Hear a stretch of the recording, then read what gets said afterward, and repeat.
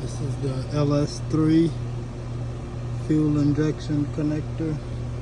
The tab broke off on the inside right there. So we're gonna replace it.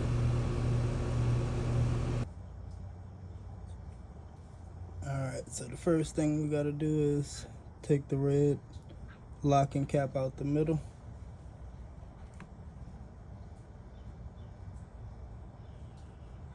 They tend to be brittle, they tend to break. So as you can see, make sure you're away from the center of your engine.